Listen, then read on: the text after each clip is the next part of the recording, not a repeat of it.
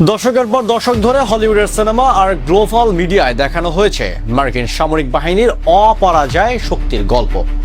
স্টিলথ jet, super ক্যারিয়ারের আর trillion ডলারের বাজেটের মহোৎসব।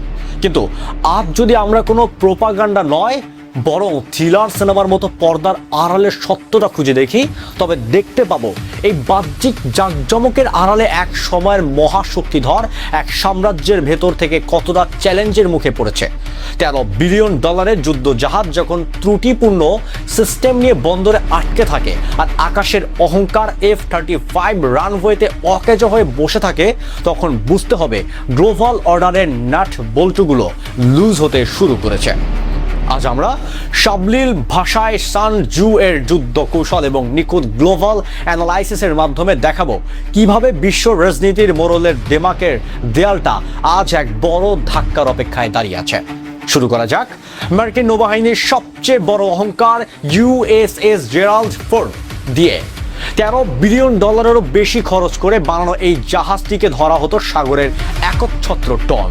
কিন্তু টানা কয়েকটি হাই প্রোফাইল মিশন আর সাগরের অতিরিক্ত খাটাখাটুনির পর এই ব্যয়বহুল যুদ্ধ জাহাজটি যখন সম্প্রতি মেইনটেন্সের জন্য বন্দরে ফিরে আসে, তখন ইঞ্জিনিয়ারদের চোখ চরক কাজ। জাহাজের ভেতরের একের পর এক ভেঙে পড়া অটোমেটিক সিস্টেম, ত্রুটিপূর্ণ মেকানিজম আর বিকট টয়লেট, সব মিলিয়ে এক হুলস্থুল কাণ্ড। এখন এই একটা জাহাজকে মেরামত করতেই লাগবে অন্তত 2 বছর। ঠিক একই দশা আকাশপথের অহংকার F-35 যুদ্ধ বিমানের। কয়েক দশক ধরে বিলিয়ন বিলিয়ন ডলার ঢালার পরও এই স্টিলথ জেট এখনো মেইনটেন্সের আন্তহীন সমস্যা আর ইঞ্জিনের অতিরিক্ত গরম হয়ে যাওয়ার চক্রে আটকে আছে। পেন্টাগন নিজেই স্বীকার করেছে যুদ্ধের সময় এর একটা বড় অংশ হয়তো রানওয়ে ছেড়ে উঠতেই পারবে না। ওয়াশিংটন যখন বাজেটের অভাবে তাদের পুরনো যুদ্ধজাহাজ ও সাবমেরিনগুলো অবসরে পাঠানোর কথা ভাবছেন, ঠিক তখন তাদের মূল প্রতিদ্বন্দ্বী চীন একেবারে ভিন্ন একটা গেম খেলছে। বেইজিং ইতিমধ্যে বিশ্বের বৃহত্তম নৌবহর বানিয়ে ফেলেছে এবং খুব দ্রুত নিজস্ব প্রযুক্তিতে টাইপ 004 এর মতো পারমাণবিক শক্তি চালিত সুপার ক্যারিয়ার সাগরে নামানোর জন্য দিন রাত কাজ করে যাচ্ছে। আর এই কোটি কোটি ডলারের মার্কিন অস্ত্রের আসল কার্যকারিতা কেমন তা ইরানের সাম্প্রতিক সংঘাতের সময় পুরো দুনিয়া লাইভ দেখছে। আমেরিকা তাদের সব অত্যাধুনিক বোমারু বিমান দিয়ে ইরানি বাংকার আর ক্ষেপণাস্ত্র ঘাঁটির ওপর বাংকার করে ব্যাপক বোমবর্ষণ করলেও মাত্র কয়েক সপ্তাহের মধ্যে ইরান তাদের মাটির নিচের অক্ষত সুড়ঙ্গ আর ক্ষেপণাস্ত্র তৈরির গোপন কারখানাগুলোকে আবার চালু করে দেয়। মার্কিন ক্রুজ মিসাইলগুলো তেহরানের এই আন্ডারগ্রাউন্ড মিসাইল সিটি বা মাটির নিচের শহরগুলোকে স্পর্শই করতে পারেনি। মার্কিন সামরিক ইতিহাসের সবচেয়ে বড় ট্র্যাজেডি হলো তারা যুদ্ধ শুরু করতে ওস্তাদ কিন্তু শেষ করতে জানে না। 19 শতকের ভিয়েতনাম যুদ্ধ থেকে শুরু করে আজকের দিন সব জায়গায় একই প্যাটার্ন। আফগানিস্তানে 20 বছর কাটিয়ে ট্রিলিয়ন ডলার ওড়ানোর পর দিন শেষে রাতের অন্ধকারে তাদের চলে আসতে হয়েছে। ইরাক আক্রমণ করে পুরো মধ্যপ্রাচ্যকে একটা বারুদের স্তূপে পরিণত করলেও ওয়াশিংটনের প্রাপ্তির খাতা একেবারে শূন্য। এই সামরিক ব্যর্থতা আমেরিকাকে হয়তো সামাল দিতে পারত যদি তাদের নিজেদের দেশের অর্থনীতি চাঙ্গা থাকতো, কিন্তু বর্তমানে আমেরিকার ভেতরের চিত্রটা বেশ আশঙ্কাজনক।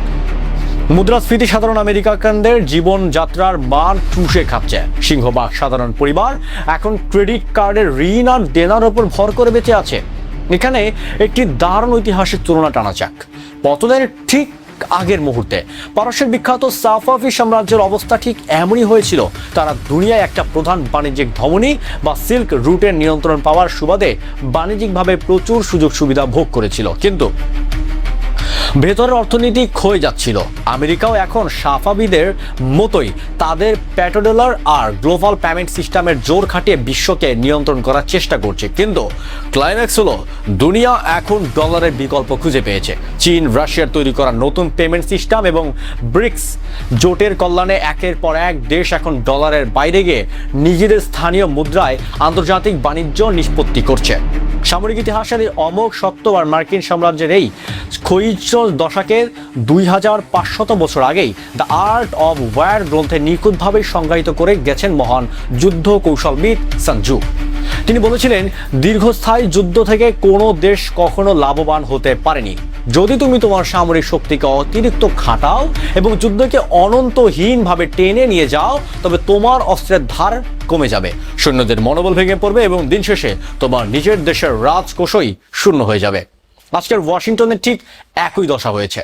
তারা যুদ্ধকে ব্যবসা বানাতে গিয়ে নিজেদের ঘরের অর্থনীতি আর সামরিক শক্তির মূল নাটবল্টুগুলোই আলগা করে ফেলেছে। সান জু এর এই প্রাচীন সতর্কবার্তা এবং আমেরিকার এই বর্তমান অর্থনৈতিক ও সামরিক পরিস্থিতি নিয়ে আপনার মতামত কি? আমেরিকার বাইরে থেকে দেখানো এই বাঘের মতন ভাবমূর্তি কি আসলেই ক্ষয়ে যাচ্ছে?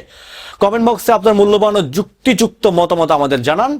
ভিডিওটি ইনফরমেটিভ ভালো লাগলে লাইক শেয়ার করতে ভুলবেন না। দেখা হচ্ছে পরবর্তীতে কোন ইন্টারন্যাশনাল খবরের সাথে। ততক্ষণ ভালো থাকবেন, সুস্থ থাকবেন। ধন্যবাদ।